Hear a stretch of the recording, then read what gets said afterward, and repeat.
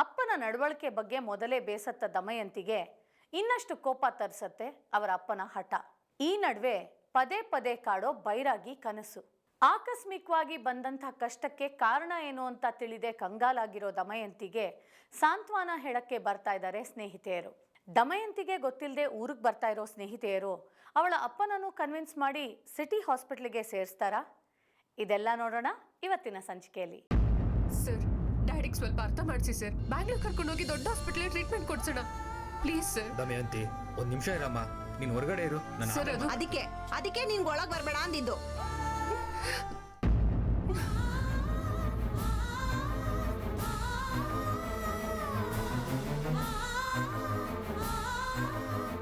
ಸತ್ರೆ ಸಾಯಿ.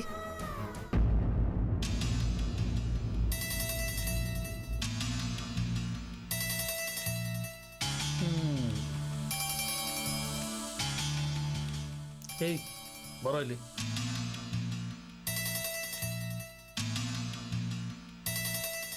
ಹೋಗಿ ಎಷ್ಟೊತ್ತಾಯ್ತು? ತುಂಬ ಹೊತ್ತಾಯ್ತು. ದಮಯಂತಿ ಎಷ್ಟೊತ್ತಿಗೆ ಬಂದ್ಲು? 1 ಗಂಟೆ ಹಿಂದೆ ಬಂದರು. ಆಮೇಲೆ ಇಬ್ಬರು ಜೊತೆಗೆ ಹೋದರು. ದಮಯಂತಿಗೆ ಮೊದಲೇ ಆತರ ಜಾಸ್ತಿ. ಅಲ್ಲಿ ಏನಾಗುತ್ತೋ ಏನು. ಹೋಗಿ ಒಂದ್ಸಲ ನೋಡ್ಕೊಂಬನ್ನಿ.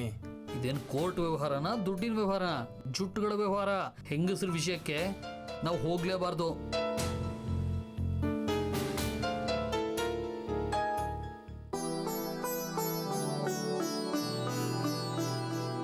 ಬಂದ್ರ? ಆ ಚಂಚಲಕ್ಷ್ಮಿ ಒಳ್ಳೆ ಸನ್ಮಾನ ಮಾಡಿದ್ಲಾ? ಹೋಗಿ ಏನ್ ಸಾಧನೆ ಮಾಡಿದ್ರಿ? ಸುಮ್ನಿರಿ ಮಾವ, ನಿಮ್ ಕೈಲಾಗ್ದೆ ಸುಮ್ನಿದ್ದು ಈಗ ನಮ್ಗೆ ಹೇಳ್ತಿದ್ದೀರಾ? ಇದ್ರಲ್ಲಿ ನನ್ನ ಕೈಲಾಗ್ದಿರೋದೇನು? ಕೈಲಾಗ್ದಿರೋದೆ ಅವಳೇನ ಡ್ಯಾಡಿ ಮದ್ವೆ ಆಗಿದ್ದಾಳ? ಮತ್ತ್ಯಾಕಷ್ಟು ದಿಮಾಕು? ಹುಷಾರಿಲ್ದಿರೋ ಅಪ್ಪ ನೋಡಕ್ ಹೋದ್ರೆ ವಾಪಸ್ ಕಳ್ಸಿದ್ಲಲ್ಲ, ಅದು ನಿಮ್ ವೀಕ್ನೆಸ್. ಅದು ನನ್ನ ವೀಕ್ನೆಸ್ ಅಲ್ಲಮ್ಮ, ನಿಮ್ಮಪ್ಪನ ವೀಕ್ನೆಸ್. ಅವಳಿಗೆ ಪೂರ್ತಿಯಾಗಿ ಶರಣಾಗ್ಬಿಟ್ಟಿಯಾನೆ. ಕೀಲ್ಗೊಂಬೆದ್ರ ಆಡಿಸ್ತಿರಲ್ಲ, ಆಡ್ತಿದ್ದಾನೆ. ಅವಳಿಗೆ ಏನಾದ್ರೂ ಭಾವನ ಸಪೋರ್ಟ್ ಇರ್ಲಿಲ್ಲ ಅಂದ್ರೆ ಇಷ್ಟೊತ್ತಿಗೆ ಅವಳನ್ನ ಊರಿಂದ ಓಡಿಸ್ತಿದ್ದೆ. ಹಾ, ಈ ಮಾತಿಗೇನ್ ಕಮ್ಮಿ ಇಲ್ಲ. ಬರೀ ಮಾತಲ್ಲ ಅಕ್ಕ, ಹೌದು ಅಲ್ವೋ?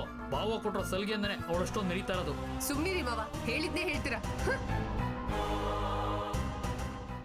ನೀನೇನ್ ವರಿ ಆಗ್ಬಿಡಕ್ಕ, ಏನೇ ಆದ್ರೂ ಟ್ರೀಟ್ಮೆಂಟ್ ನಡೀತಾ ಇದೆಯಲ್ಲ.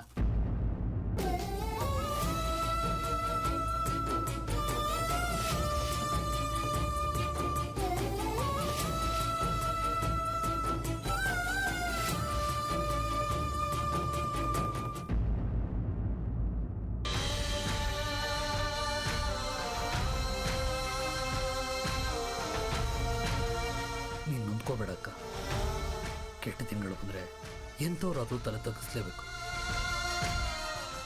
ನೀನು ನಡೆದೋಗಿರೋದ್ರ ಬಗ್ಗೆ ಯೋಚನೆ ಮಾಡ್ತಾ ಇದೀಯ, ನಾನು ನಾಳೆ ನಡೆಯೋದ್ರ ಬಗ್ಗೆ ಯೋಚನೆ ಮಾಡ್ತಾ ಇದ್ದೀನಿ. ಅಂದರೆ ನಾಳೆ ಆಗಬಾರ್ದಾಗಿ ಅವಳು ನಮ್ಮ ಆಸ್ತಿ ಎಲ್ಲ ಬರ್ಸ್ಕೊಂಡ್ಬಿಟ್ರೆ ನಮ್ಮ ಪರಿಸ್ಥಿತಿ ಏನು? ನೋಡು ಕಾಮೇಶ್, ನಾನೀಗ ಆಸ್ತಿ ಪಾಸ್ತಿ ಬಗ್ಗೆ ಯೋಚನೆ ಮಾಡೋ ಪರಿಸ್ಥಿತಿಯಲ್ಲಿಲ್ಲ. ಅದಲ್ಲಕ್ಕ, ನನ್ನ ಬಿಟ್ಬಿಡು.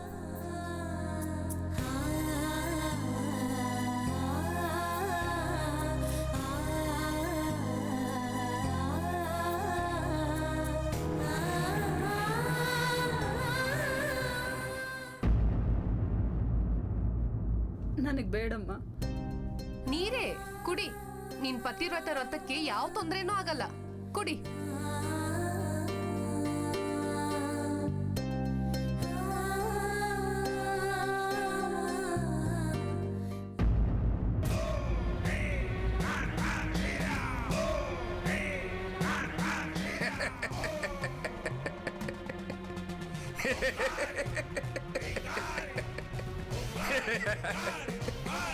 ಶುರುವಾಯ್ತ ಕಷ್ಟಗಳು.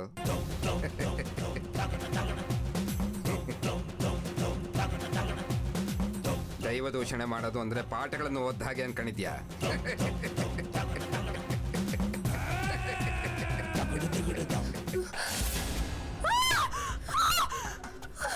ಏನಾಯ್ತಮ್ಮ?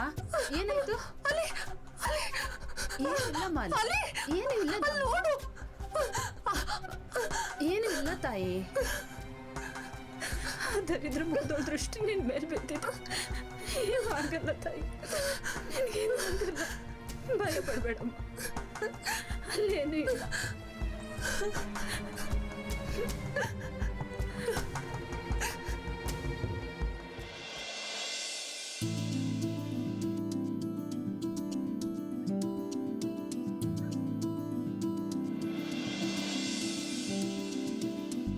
ಇದೇನ್ ರಾಮಯ್ಯ, ಬಿಸಿ ಹಾಲು ಬೆಳ್ಳಿ ಕಪ್ಪಲ್ ತಂದಿದ್ಯಾ? ಬಾಯಿ ಸುಟ್ಟೋಗಲ್ಲ? ಬೆಳ್ಳಿ ಲೋಟದಲ್ಲಿ ಕೊಡು ಅಂತ ಯಜಮಾನ್ರು ಹೇಳಿದಾರಮ್ಮ. ಬಾಯಿ ಸುಟ್ಟೋಗುತ್ತೆ. ಸುಟ್ಟು ಹೋದ್ರು ಸುಟ್ಟು ಹಾಳಾದ್ರೂ ಲೆವೆಲ್ ಬೀಳಬಾರ್ದು ಅಂತ ಯಜಮಾನ್ರು ಹೇಳಿದಾರಮ್ಮ. ಈ ಬೆಳ್ಳಿ ಗ್ಲಾಸ್ ಜೊತೆಗೆ ಅಲ್ಲಿರೋ ಗಾಜಿನ ಗ್ಲಾಸ್ ಕೂಡ ತಗೊಂಬ. ಆಗ ನಿಮ್ ಯಜಮಾನ್ರ ಲೆವೆಲ್ಲು ಕಮ್ಮಿ ಆಗಲ್ಲ, ನನ್ ಬಾಯಿನೂ ಸುಡಲ್ಲ. ಹೋಗು. ಹಾಗೆ ಆಗ್ಲಿಮ್ಮ.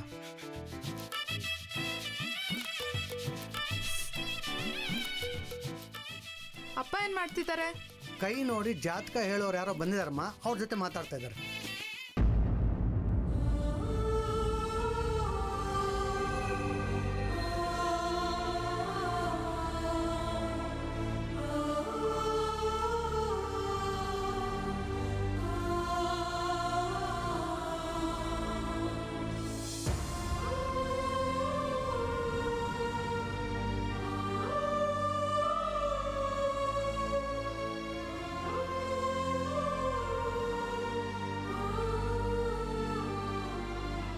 ದಾಮು, ಟಿಫನ್ ತಿನ್ನಮ್ಮ.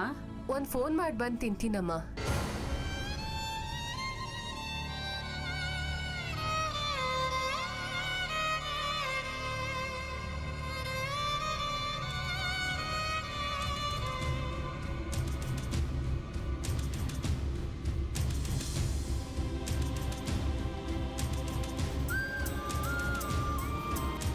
ಹಲೋ ದಂತು, ಅಪ್ಪ ಹೇಗಿದ್ದಾರೆ? ಹಾಗೆ ಇದ್ದಾರೆ. ಡಾಕ್ಟರ್ ಕೂಡ ಇನ್ನೂ ಸೀರಿಯಸ್ ಅಂತ ಹೇಳ್ತಿದ್ದಾರೆ. ಹಾಗಿರೋವಾಗ ಇಲ್ಲಿ ಕರ್ಕೊಂಬಂದು ಯಾವುದಾದ್ರೂ ಸೂಪರ್ ಸ್ಪೆಷಾಲಿಟಿ ಹಾಸ್ಪಿಟಲ್ಗೆ ಜಾಯಿನ್ ಮಾಡ್ಬೋದಲ್ವಾ? ಡ್ಯಾಡಿ ಒಪ್ತಿಲ್ಲ ಕಣೆ. ನೀನು ಒಪ್ಪಿಸ್ಬೋದಲ್ಲ? ಇಂಪಾಸಿಬಲ್. ಅದೇನೆ? ಅದು ಹಾಗೇನೆ. ಯಾವ ಟೈಮಲ್ಲಿ ಏನಾಗುತ್ತೋ ಅನ್ನೋ ಭಯದಲ್ಲೇ ನಾನು ಅಮ್ಮ ಜೀವ ಕೈಯಲ್ಲಿ ಇಟ್ಕೊಂಡಿದ್ದೀವಿ. I am so sorry. ಹೋಗ್ಲಿ, ನಾನು ಪೂಜಾ ಬರೋದಾ? ಬಂದಿಲ್ಲ, ಏನು ಮಾಡ್ತೀರಾ? ದಂತು, ನೀನು ಲೈನಲ್ಲೇ ಇರು, ಪೂಜಾ ಕಾಲ್ ಮಾಡ್ತಾವಳು.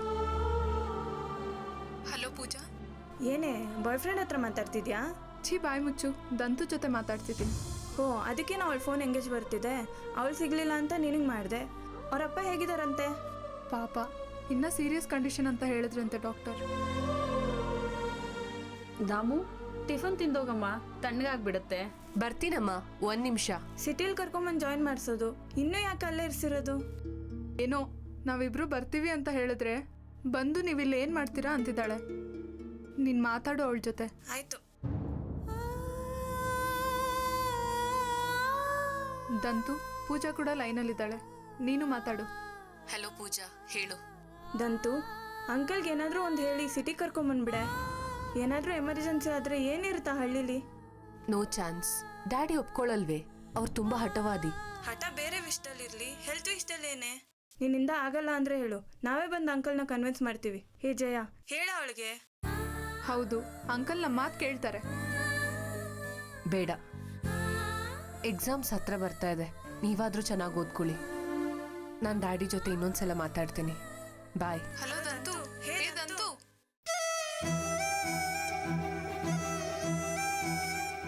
ಹೇ ಜಯ, ಒಂದು ಕೆಲಸ ಮಾಡೋಣವಾ? ನಾವೇ ಡೈರೆಕ್ಟಾಗಿ ಆ್ಯಂಬುಲೆನ್ಸ್ ಕರ್ಕೊಂಡು ಹೋಗೋಣವಾ? ಎಷ್ಟೇ ಹಳ್ಳಿ ಡಾಕ್ಟರ್ ಇದ್ರು ಅಷ್ಟು ಮಾತ್ರ ಕೇರ್ ತಗೊಂಡಿರಲ್ವಾ? ಒಂದು ವೇಳೆ ಅದು ಸೀರಿಯಸ್ ಆಗಿಲ್ಲ ಅಂದರೆ ನಾವು ಆಂಬ್ಯುಲೆನ್ಸ್ ಕರ್ಕೊಂಡು ಹೋಗೋದು ಚೆನ್ನಾಗಿರಲ್ಲ ಆ ಊರಿಗೆ. ಸರಿ, ಅದೇನಾದರೂ ಆಗಲಿ, ನಾವು ಒಂದು ಸಲ ಹೋಗಿ ಬರೋದು ಒಳ್ಳೇದು. ಏನಂತೀಯಾ? ನಾಳೆ ಮಾರ್ನಿಂಗ್ ನಾವು ಹೋಗೋಣ. ಆಂಬ್ಯುಲೆನ್ಸ್ದೇನು ಫೋನ್ ಮಾಡಿದ್ರೆ ಅರ್ಧ ಗಂಟೆಲಿ ಬರುತ್ತೆ. ಹಾಗಾದ್ರೆ ಓಕೆ. ನಾಳೆ ಮಾರ್ನಿಂಗ್ ನಮ್ಮ ಮನೇಲಿ ಹೇಳಿ ಕಾರ್ ತೊಗೊಂಬರ್ತೀನಿ. ಎಷ್ಟು ಗಂಟೆಗೆ ಬರ್ತೀಯಾ? Around 8 o'clock. Okay, fine.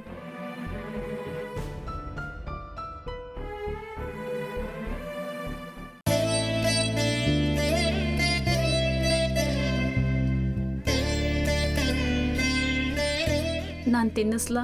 ಬೇಡಮ್ಮ, ತಿನ್ಬೇಕು ಅನ್ನಿಸ್ತಿಲ್ಲ.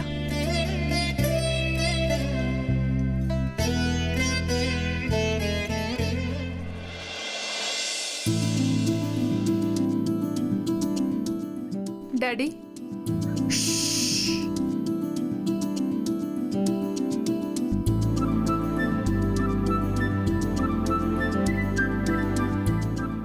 ಡ್ಯಾಡಿ, ಒಂದು ನಿಮಿಷನಮ್ಮ.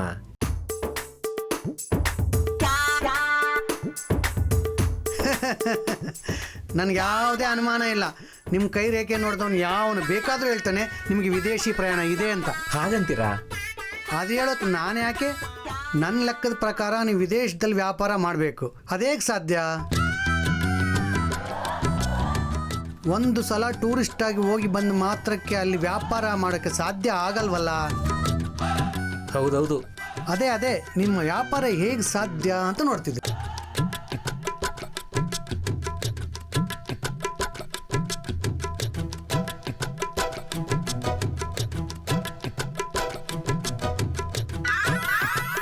ನಿಮ್ಮ ಮಗಳಲ್ಲ? ಹೌದು, ನನ್ನ ಮಗಳು ಜಯ. ಅಮ್ಮ, ಇವರು ಜ್ಯೋತಿಷಿ ರಂಗಸ್ವಾಮಿ ಅವರು. ಇಲ್ಲಮ್ಮ, ನಿನ್ನ ಎಡಗೈ ಸ್ವಲ್ಪ ತೋರಿಸು. ನನ್ಗೆ ಅಷ್ಟೊಂದು ಇಂಟ್ರೆಸ್ಟ್ ಇಲ್ಲ ರೀ. ನಿನ್ನ ಕೈ ನೋಡಬೇಕು ಅಂತ ನನಗೆ ಇಂಟ್ರೆಸ್ಟ್ ಇದೆಯಮ್ಮ. ಇಲ್ಲಿ ಸ್ವಲ್ಪ ತೋರಿಸು. ತೋರ್ಸಮ್ಮ. ಬಾಂಬೆ ಸ್ಟಾಕ್ ಮಾರ್ಕೆಟ್ ಅವ್ರಿಗೆ ಈ ರಂಗಸ್ವಾಮಿ ಅವರು ಕುಲದೇವರು.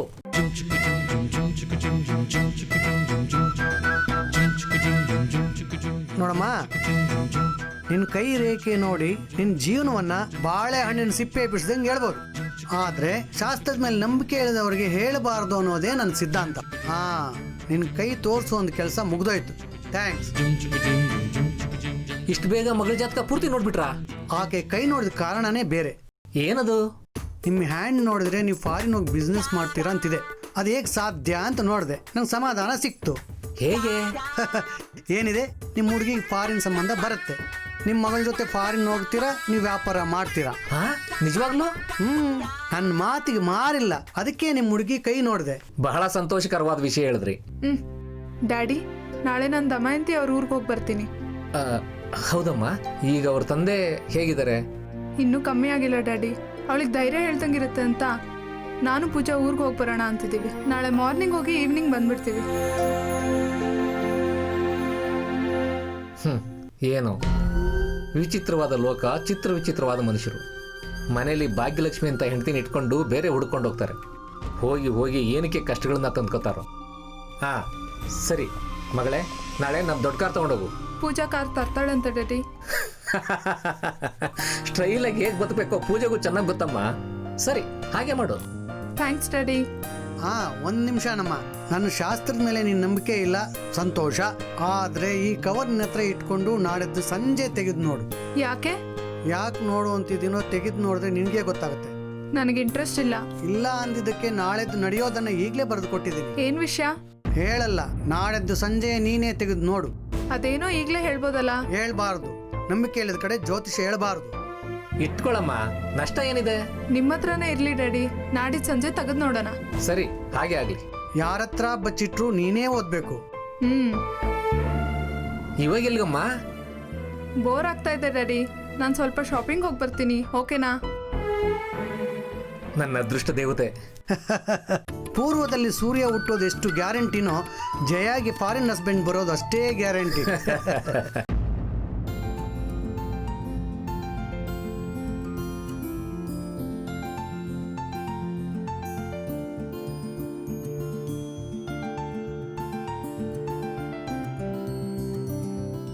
ನೀನು ಈ ಕಾಲದಲ್ಲಿ ಹುಟ್ಟಬೇಕಾದ್ರೊಳಕ್ಕ ಇಲ್ಲಿ ರಾಮಕೋಟಿ ಬರ್ಕೊಂಡು ಕೂತ್ಕೊಂಡ್ರೆ ಅಲ್ಲಿ ಭಾವನ ಆರೋಗ್ಯ ಸರಿ ಹೋಗುತ್ತಾ?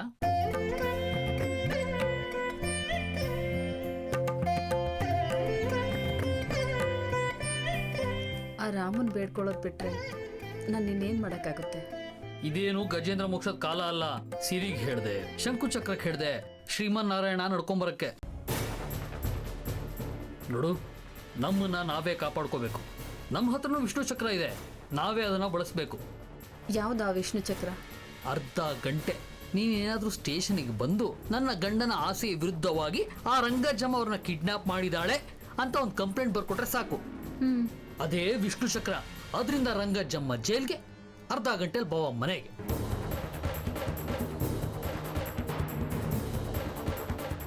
ಏನಂತ ಬರಿಬೇಕು ನಾನು? ಭಾವನ ಇಷ್ಟದ ವಿರುದ್ಧ ಆ ರಂಗಜ್ಜಮ್ಮ. ಇಷ್ಟವಾಗೇ ಇದ್ದೀವಿ ಅಂತ ನಿಮ್ಮ ಬಾವ ಹೇಳ್ತಾರೆ. ನಮ್ಮ ಅದೃಷ್ಟ ಚೆನ್ನಾಗಿದ್ದು ಪೊಲೀಸ್ ಬಂದಾಗ ಬಾವಂಗೆ ಪ್ರಜ್ಞೆ ಇಲ್ಲದೆ ಇದ್ರೆ ನಮ್ ಕೆಲಸ ಆಗೋಗತ್ತಲ್ವಾ? ಪ್ರಜ್ಞೆ ಇಲ್ಲದೆ ಇದ್ರೆ ಪ್ರಜ್ಞೆ ಬರೋವರೆಗೂ ಇಂಜೆಕ್ಷನ್ ಚುಚ್ಚಿ ಕೇಳಿ ಆಮೇಲೆ ಅವ್ರ ದಾರಿಗೆ ಹೋಗ್ತಾರೆ. ಇನ್ನೀ ಕುಟುಂಬನ ಉದ್ಧಾರ ಮಾಡಕ್ಕೆ ಯಾರ ಕೈಲೂ ಆಗಲ್ಲ. ನನ್ನ ಮುಖ ನೋಡೋಕ್ಕೂ ನನ್ನ ಗಂಡನ್ಗೆ ಇಷ್ಟ ಇಲ್ಲ ಅಂತ ಪ್ರಚಾರ ಆಗುತ್ತೆ. ಅವ್ರ ಬಗ್ಗೆ 10 ಜನ 10 ರೀತಿ ಅಂದ್ಕೋತಾರೆ. ನಿನ್ ಬಗ್ಗೆ ತಲೆ ಕೆಡ್ಸ್ಕೊಳ್ದಿರೋನ್ಗೆ 10 ಜನ 10 ರೀತಿ ಹೇಳಿದ್ರೆ ನಿನಗೇನು? ಅವರು ನನ್ನ ಗಂಡ, ನನ್ನ ಕುತ್ತಿಗೆಗೆ ತಾಳಿ ಕಟ್ಟಿದ್ದಾರೆ. ನೀನ್ ಕೊಡೋ ಬೆಲೆನ ಆ ತಾಳಿಗೆ ಯಾವತ್ತಾದ್ರೂ ಒಂದು ಕೊಟ್ಟಿಯಾನ? ಅದು ಅವ್ರ ಇಷ್ಟ, ಅವ್ರ ಗಂಡಸು. ಇಲ್ಲಿ ನನ್ನ ಹತ್ರ ಇಷ್ಟೊಂದು ಲಾಜಿಕ್ ಮಾತಾಡ್ತೀಯ, ಅಲ್ಲಿ ಯಾಕೆ ಮಾತಾಡಲ್ಲ? ನೀನ್ ಬಾಯ್ ಬಿಡೋವರೆಗೂ ನಿನ್ ಬದುಕಿಷ್ಟೇ ಅಕ್ಕ, ಯಾರೇನು ಮಾಡಕ್ಕಾಗಲ್ಲ. ಇದು ಮರ್ಯಾದೆಸ್ರು ಕುಟುಂಬನೋ?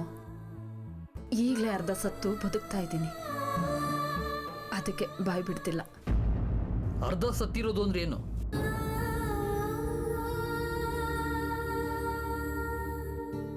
ಗಂಡ ಹೆಂಡ್ತಿನ ಬೇಡ ಅಂತ ಇನ್ನೊಬ್ಬ ಹೆಂಗಸನ್ ಬಯಸಿದ ಮೇಲೆ ಯಾರೇ ಆಗ್ಲಿ ಸತ್ತೋರ್ಗೆ ಸಮಾನ. ನಾನು ಇನ್ನು ಬದುಕಿರೋದು ನನ್ನ ಮಗಳಿಗೋಸ್ಕರ, ನನ್ನ ಮಗಳಿಗೋಸ್ಕರ. ನೀನು ಅಳಿಸ್ಬೇಕು ಅನ್ನೋದು ನನ್ನ ಉದ್ದೇಶ ಅಲ್ಲ. ಪಾವನ ಬೇಗ ಕರ್ಕೊಬಂದು ಅವ್ರಿಗೆ ಒಳ್ಳೆ ಟ್ರೀಟ್ಮೆಂಟ್ ಕೊಡಿಸ್ಬೇಕು ಅನ್ನೋದು ನನ್ನ ಆಸೆ. ಆದರೆ ಏನು ಮಾಡೋದು, ನಡೆಯೋದನ್ನ ತಡೆಯೋ ಶಕ್ತಿ ಆ ಭಗವಂತಂಗೂ ಇಲ್ಲ. ಇದೆ, ನನ್ನ ರಾಮನಿಗಿದೆ. ಆ ಶ್ರೀರಾಮನೇ ಎಲ್ಲನೂ ನೋಡ್ಕೊಳ್ತಾನೆ.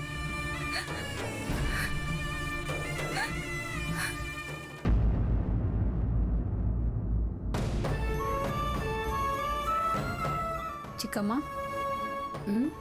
ಹೋಗಿ ಬರ್ತೀನಿ.